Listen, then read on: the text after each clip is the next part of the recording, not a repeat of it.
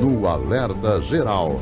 Bate-papo político com os jornalistas Luzenor de Oliveira e Beto Almeida. A agenda política terá temperatura elevada a partir desta terça-feira, com o início das atividades nos plenários da Câmara e do Senado. A retomada das sessões será marcada por muito acirramento político em meio à prisão domiciliar do ex-presidente Jair Bolsonaro. Quem tem essas informações é o repórter Carlos Silva. O Congresso Nacional retoma hoje uma agenda intensa e marcada por tensões com o Palácio do Planalto, num cenário político que já reflete os movimentos pré-eleitorais de 2026.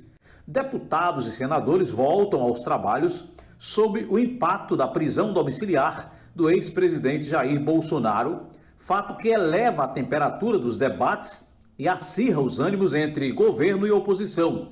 A disputa por protagonismo e espaço nas redes sociais e na mídia faz parte da estratégia de parlamentares que já vislumbram candidaturas majoritárias e proporcionais. Diante desse ambiente de confronto, o governo Lula tenta equilibrar a balança, apostando em pautas de apelo popular para recuperar fôlego e elevar sua aprovação.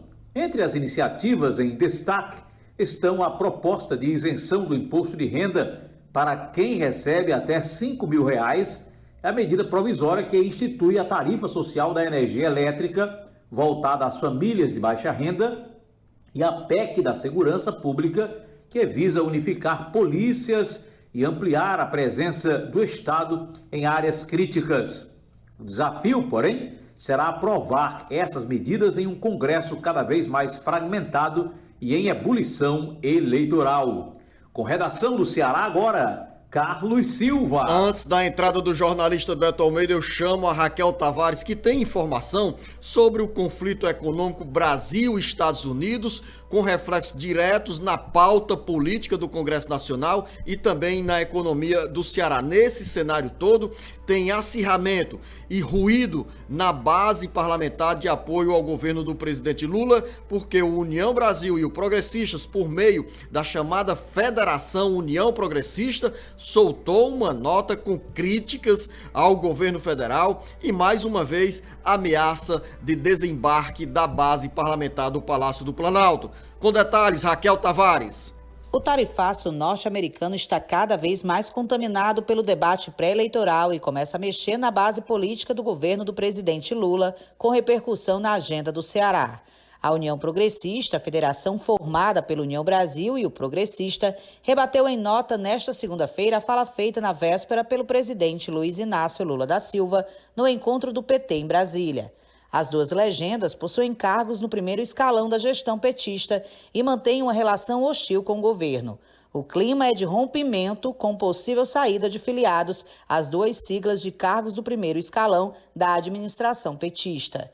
A federação afirmou que vê com profunda preocupação declarações de Lula nas quais o presidente acusa os Estados Unidos de envolvimento em golpes no Brasil e reitera a intenção de substituir o dólar em transações comerciais. Na visão da União Progressista, esse posicionamento está longe de contribuir para a solução da crise tarifária. De acordo com a nota, nesse contexto, adotar uma retórica confrontacional que remete a eventos históricos sem foco em soluções práticas compromete a capacidade do Brasil de buscar acordos que minimizem o impacto dessas tarifas. Segundo ainda a Federação União Progressista, declarações inflamadas e a evocação de conflitos passados arriscam isolar o Brasil em um momento que a cooperação internacional é essencial. O barulho nos bastidores da base política do governo Lula, com a reação da União Progressista, tem repercussão no Ceará.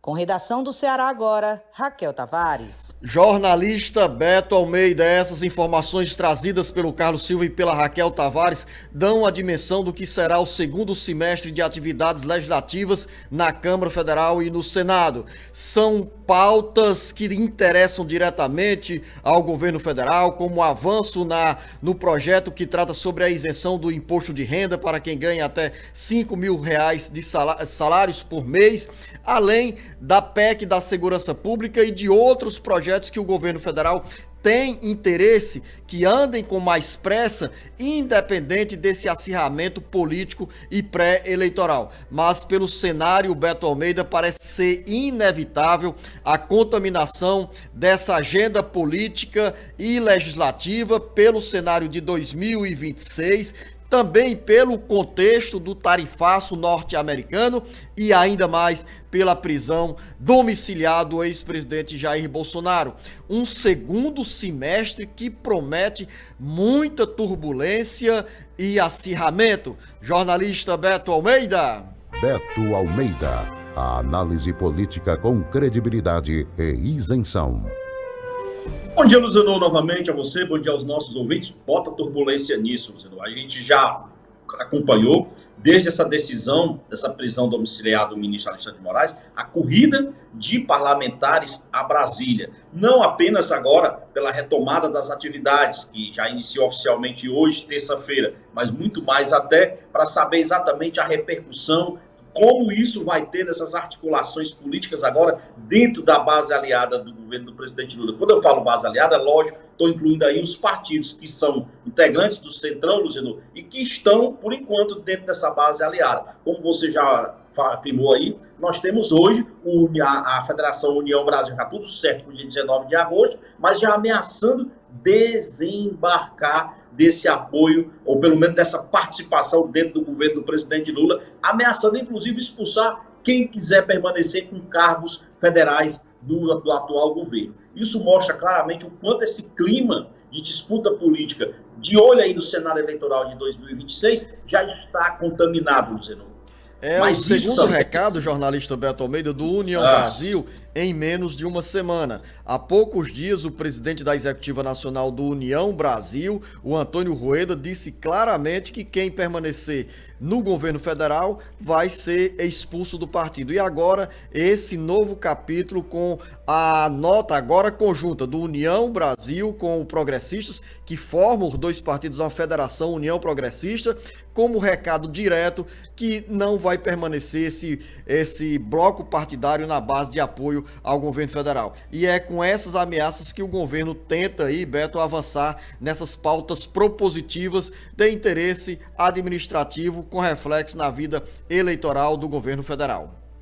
Mas sabe por que essas pautas positivas do governo vão ganhar agora, dizendo esse apetrecho, vamos dizer assim, muito mais complicado na discussão e na elaboração dessas propostas lá no Congresso, por conta exatamente desse aspecto agora que envolve essa prisão domiciliar do ex-presidente Bolsonaro. Por que eu volto a tocar nesse assunto, senador? Porque os deputados do PL, por exemplo, e senadores, estão todos hoje correndo para Brasília para pegar exatamente dois projetos que estão em tramitação, um em cada uma das casas. No Senado, tem um projeto que pede exatamente o impeachment do ministro Alexandre de Moraes. Já são 25 pedidos de impeachment tramitando no Senado Federal contra o ministro do Supremo Tribunal Federal, Alexandre de Moraes.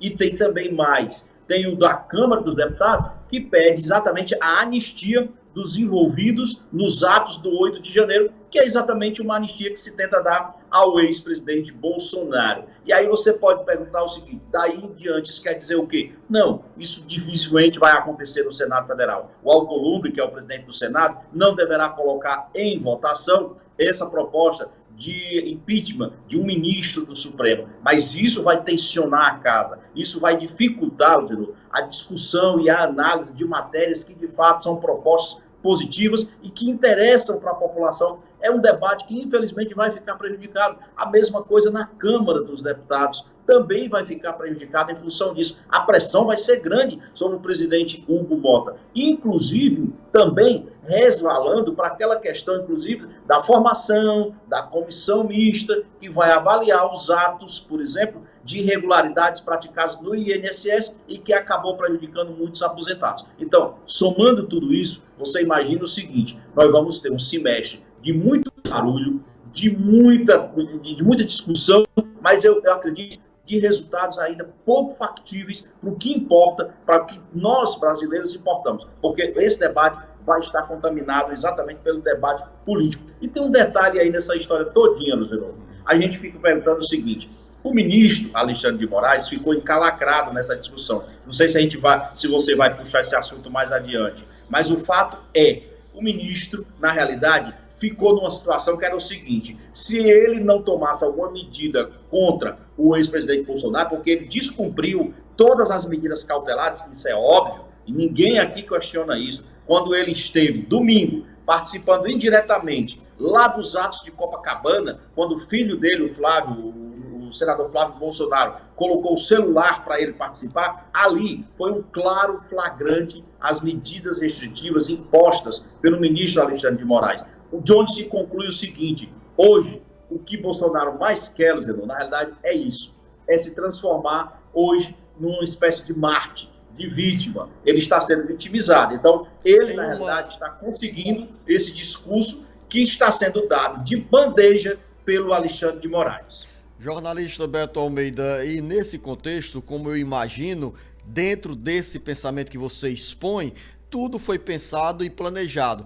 Para alguns, é aquela linguagem popular: quem procura, acha.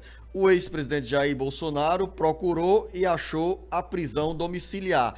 Mas creio eu que tenha sido também um plano traçado para, sabendo que precisava respeitar as restrições impostas pelo Supremo Tribunal Federal, o ex-presidente Jair Bolsonaro as feriu, as descumpriu e sabia que ia ter essa represália, essa rebordosa, essa resposta do ministro do Supremo Tribunal Federal, Alexandre de Moraes. A resposta foi dada e concordo com você, deram de bandeja mais um capítulo aí de projeção para o ex-presidente Jair Bolsonaro, mesmo que você diga, olha, mas prisão é projeção, porque tem o aspecto da vitimização.